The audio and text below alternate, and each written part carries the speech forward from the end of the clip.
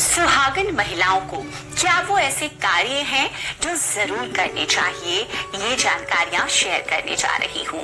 दोस्तों, सावन का पवित्र महीना भगवान भोलेनाथ और माता पार्वती का मास होता है और इस मास में जो भी भक्त सच्चे भाव से, सच्चे मन से मैया पार्वती भोलेनाथ की शरण में जाते हैं, उनकी हर कामनाएं, हर इच्छाएं भोलेनाथ और माता पार्वती जरूर पूर्ण करती है।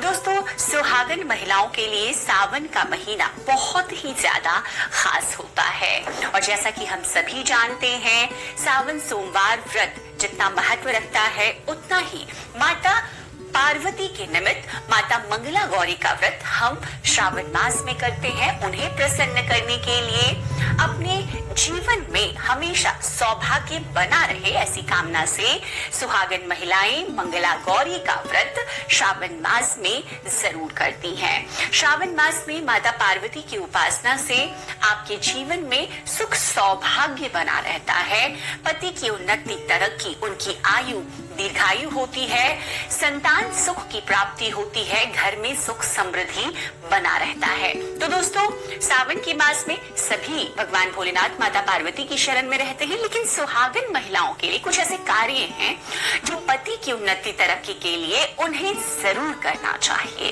दोस्तों, अब मैं आपको एक एक कर वो कार्य बताती हूँ। संपूर्ण जीवन बना व्रत करे ना करे, हर रोज माता पार्वती को अगर श्रावण मास में आप सिंदूर और एक लाल फूल ही अर्पित करते हैं, आपके सुहाग की माता हमेशा रक्षा करती हैं। किसी भी प्रकार की अगर पति के स्वास्थ्य संबंधी समस्याएं हैं तो आपको यह कार्य तो जरूर करना चाहिए। माता को एक लाल फूल आप अर्पित करें रोजाना, गुड़हल का फूल हो तो बहुत अच्छा है, और लाल सिंदूर रोज माता को अर्पित करें और फिर अपनी मांग में भी जरूर भरे। यह कार्य आपको करना ही करना चाहिए दोस्तों, सभी के लिए है। अब दूसरा कार्य दोस्तों, श्रावण के महीने में आपको हर सुहागन महिला को ये जरूर करना चाहिए। देखिए, श्रावण मास है, हरियाली का मास है, बारिश का मौसम है, हर तरफ हरा ही हरा इस वक्त दिखाई देता है और हरे रंग का श्रावण के महीने में बहुत विशेष महत्व हो जाता है। तो श्रावण के मास में सुहागन महिलाओं को हरी चूड़ियां, हरे कपड़े जरूर पहनने चाहिए। ऐसा करने से माता पार्वती भोलेनाथ बहुत प्रसन्न होते हैं उन पर और उन्हें सदा सौभाग्यवती रहने का आशीर्वाद देते हैं, उनके पति को दीर्घायु रहने का आशीर्वाद देते हैं। इसीलिए आपको सावन के महीने में हरे रंग का उपयोग जरूर करना चाहिए। चूड़ियों में करें, कपड़ों में करें, जरूर करें। तीसरा कार्य दोस्तों, श्रावण के महीने में किसी भी सुहागन महिला का गला कभी भी खाली नहीं होना चाहिए। खास तौर पर हर सुहागन महिला को श्रावण मास में मंगल सूत्र जरूर धारण करना चाहिए।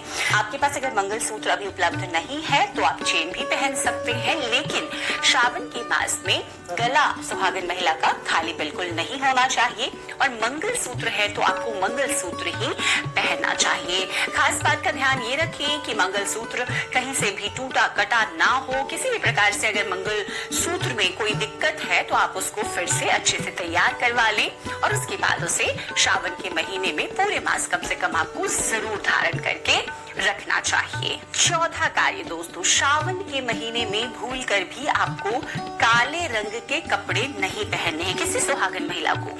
ये बहुत ध्यान रखना है। देखिए, हम हर रंग के कपड़े पहनते हैं, पहनने चाहिए, इसमें कोई दिक्कत नहीं है, लेकिन श्रावण के मास में आप काले रंग के कपड़े ना पहने। आप अन्य किसी भी रंग के पहने, हरे रंग के मैंने बताए, लाल, पीले, नीले, किसी भी रंग के आप पहन सकते हैं, लेकिन काले रंग के कपड़े श्रावण मास में अवॉइड कीजिए, नहीं पहनिए। पांचवा कार्य दोस्तों, श्रावण के महीने में सभी विवाहित महिलाओं को, सभी सुहागन महिलाओं को इस बात का ध्यान रखना चाहिए कि उनकी मांग हमेशा भरी रहे। दोस्तों, श्रावण के महीने में सुहागन महिलाओं को अपनी मांग खाली नहीं रखनी चाहिए। सिंदूर, जो भी सिंदूर आप लगाते हैं, देखिए कोशिश तो ये करनी चाहिए कि जो आपके सुहाग का, सिंदूरे का सिंदूर है, श्रावण मास में आप थोड़ा वो भी लगाएं।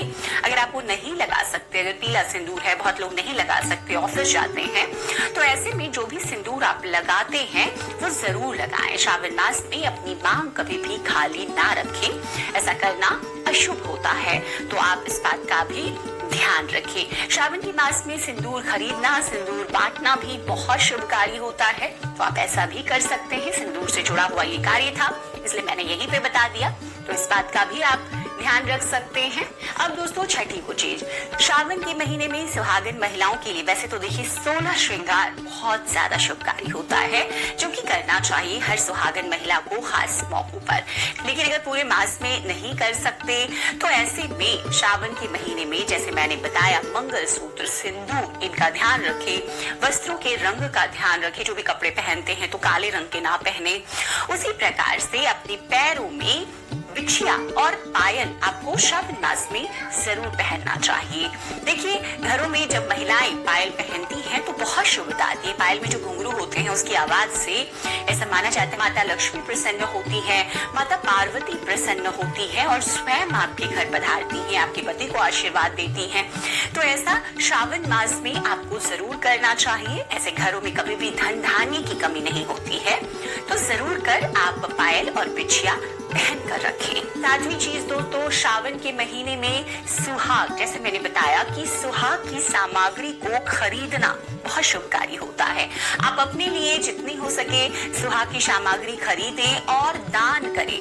जिनको भी आप दे सकते हैं, अपने घर परिवार के लोगों को, किसी को भी, अन्य जरूरतमंदों को, बाहर के लोगों को भी सुहाग की सामग्री, सिंदूर है, चूड़ियां हैं, इस प्रकार की चीजें, बिंदी आपको ज्यादा से ज्यादा कर लोगों को दान देनी चाहिए। आप खरीदें खुद के लिए भी और लोगों को दान भी जरूर दें। आठवीं चीज दोस्तों जो कि आपको बहुत ध्यान रखना है और लगभग सभी महिलाएं ऐसा करती ही हैं, श्रावण के महीने में मेहंदी। सावन के महीने में हर विवाहित महिला को, सभी को मेहंदी तो कुंवारी कन्याएं भी लगा सकती हैं, हाथों पर मेहंदी जरूर रचवानी चाहिए। ऐसा करना बहुत शुभ माना जाता है, माता पार्वती का आशीर्वाद प्राप्त होता है।